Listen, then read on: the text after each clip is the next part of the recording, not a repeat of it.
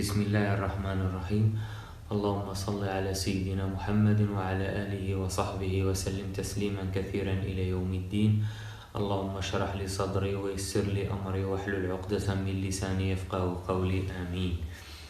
Hello and welcome.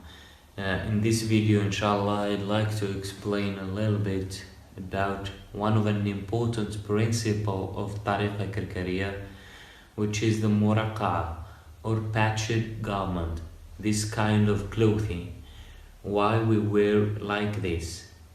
So first of all, we believe that the Muraqa'a or patched garment is a sunnah of our Prophet ﷺ, which means that the Prophet ﷺ wore the patched garment in his life, and it is a sunnah of righteous people who abandoned life of luxury for the sake of Allah.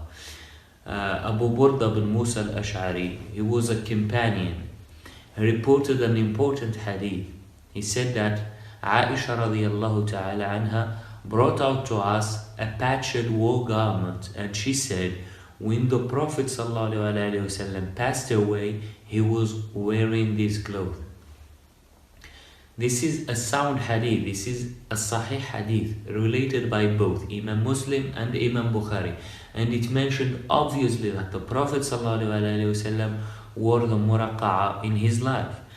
So it's not something invented or made up by Tariqa Karkariya, no. Many of Salaf wore the Muraqa'a, like Uwais al-Qarni radiyallahu ta'ala anhu, who used to collect rags from roads and garbage and stitched them together and made his clothes with them. And Abu Hamid al-Ghazali radiyallahu ta'ala anhu, in his amazing journey seeking for Allah, he wore the Muraqa'a, and Ibn Ajiba and many of others radiyallahu ta'ala anhum ajma'in. And the reason why we wear the Muraqa'a, or the benefits that comes from wearing the Muraqa'a, is about to purify the heart from any kind of desires and to elevate the self, the nafs, to reach the peaceful nafs. Because as you know, there are three types of nafs. The commanding self, which commanding us to do wrong deeds. The commanding self is the nafs al-ammara. It is the one that commanding us to do wrong deeds and driving us to be slaves to our lower desires, like love of wealth, of stature, beautiful clothes, luxury, etc.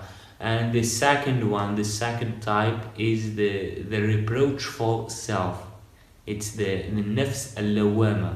It's the one which is beginning to recognize a type of moral imperative, still doing wrong deeds, but it shows a kind of regret and blames itself.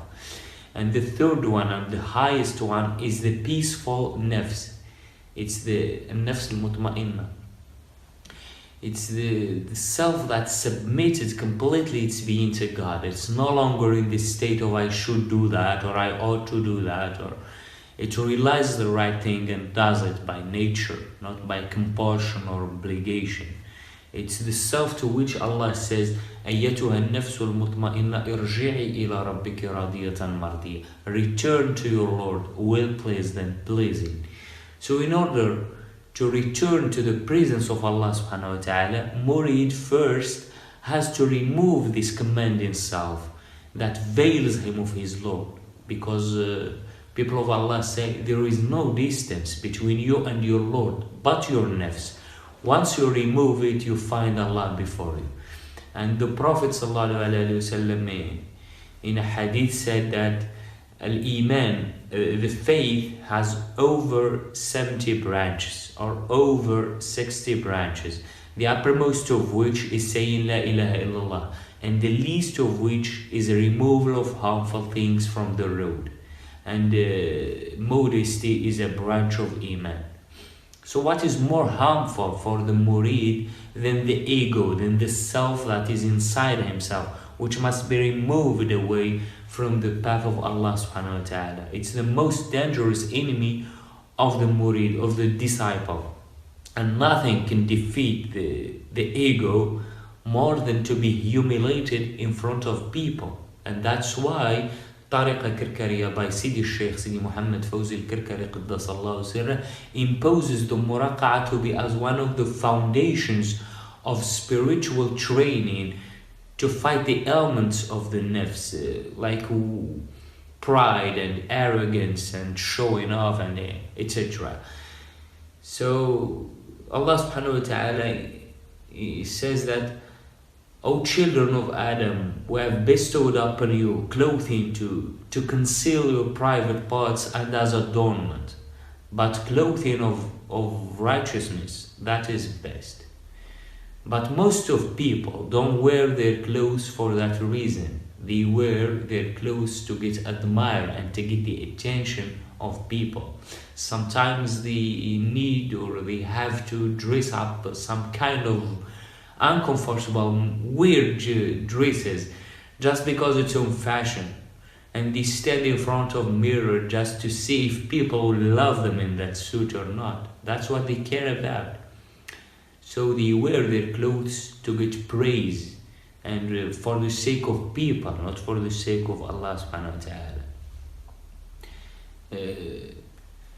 The nafs, the self, loves that and wants that and thrives by it. The self loves to get the attention and to get the praise from people, but we have to fight this desire inside us. We have to oppose it inside ourselves, and once we succeed in that, we achieve the maqam of ikhlas, the grade of sincerity, which means that to devote all your deeds for the sake of Allah subhanahu wa ta'ala.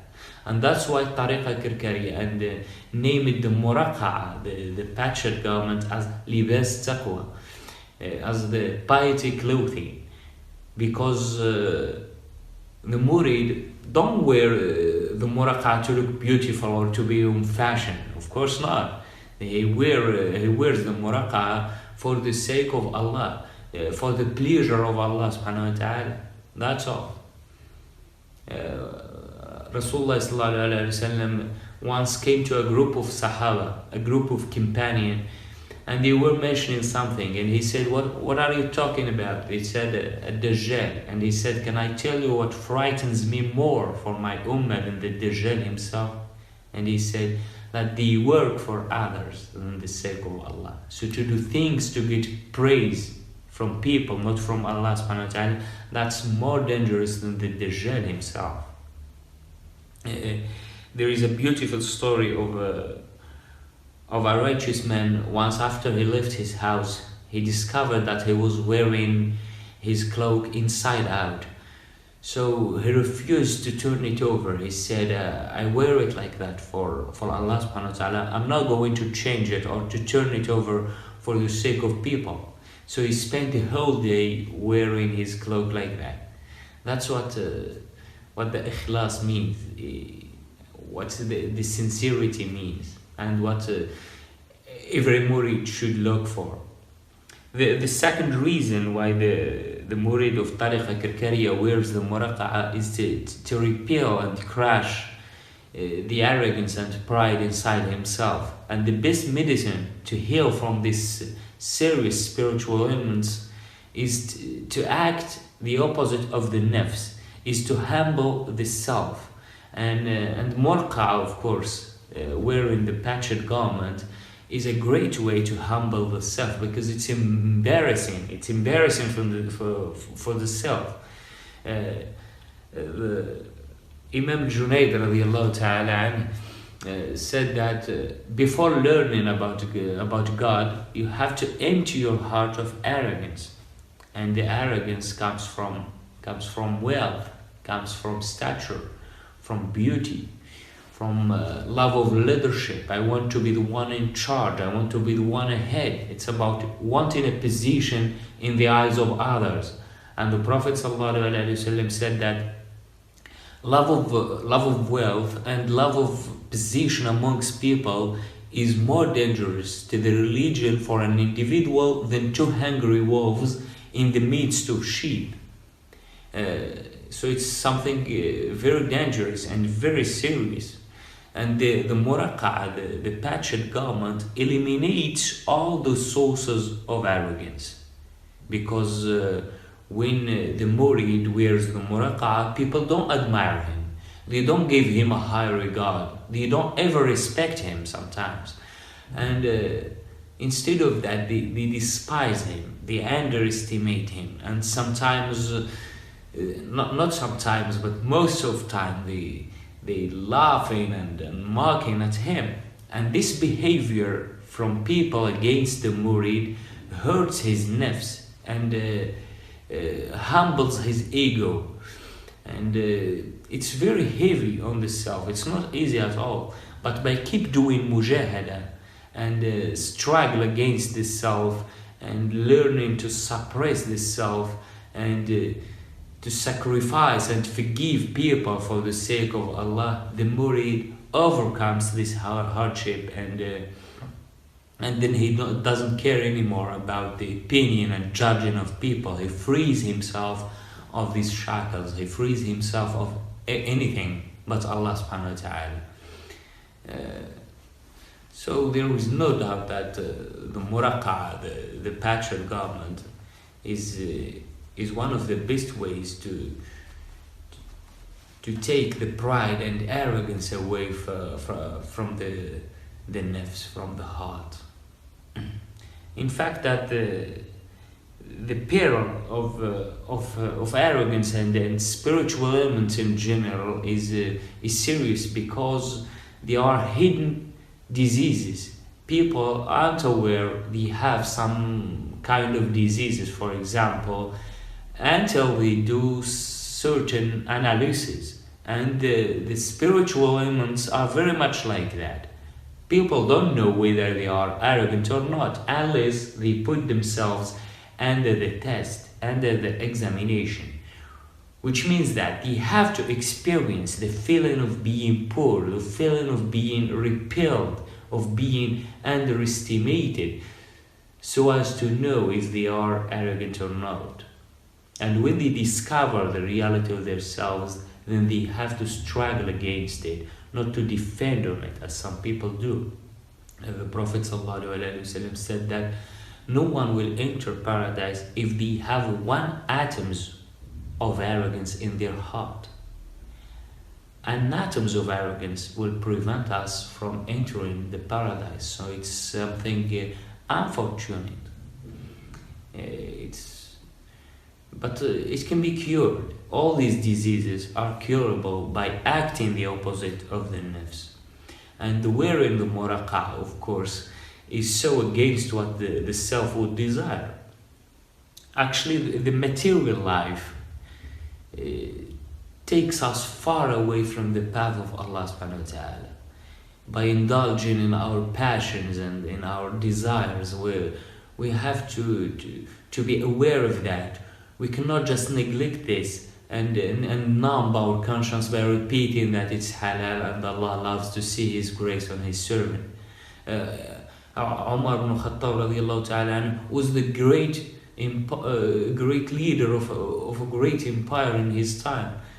But the clothes he wore was full of patches. Some say there were 14 patches in his garment. He was able to buy a new garment, of course, but he refused that. And once some Sahaba got together and went to his daughter Ummuna Hafsa radiallahu ta'ala and said to her, tell your father to make a new clothes because it doesn't look nice to wear like that. But don't tell him that we sent you.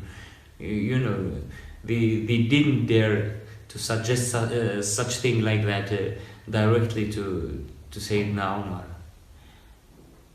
So Ummuna Hafsa radiallahu ta'ala told that to her father, and Umar ibn Khattab radiallahu ta'ala got angry and told her, if you were not the wife of Rasulullah, I would tell you what I want to tell you. And then he asked her, tell me, what was the way of your husband? What was the way of Rasulullah sallallahu alaihi wasallam? And she kept quiet. She knew he knew the answer. And then he told her, you know why I don't wear anything other than this? Because I'm afraid if I do, I would not be allowed to be in the company of my 2 companions, Rasulullah sallallahu alaihi wasallam and Abu Bakr radiallahu ta'ala. Those stories are not told for entertainment. Those stories are told to remind us and to return us to the right way, the straight path, the path of Rasulullah sallallahu alaihi wasallam, and the path of his companion, and to understand that this life is just a delusion. It produces images and images of illusions, but in real it's nothing. There is nothing but Allah subhanahu wa ta'ala. So in the end, I ask Allah may bless us and help us to return to the path of Rasulullah sallallahu alaihi wasallam and the path of his companions. Ameen ya Rabbal Alameen. Wa subhana rabbika rabbil izzati amma yasifun wa salamun ala al-mursalin walhamdulillahi rabbil alamin.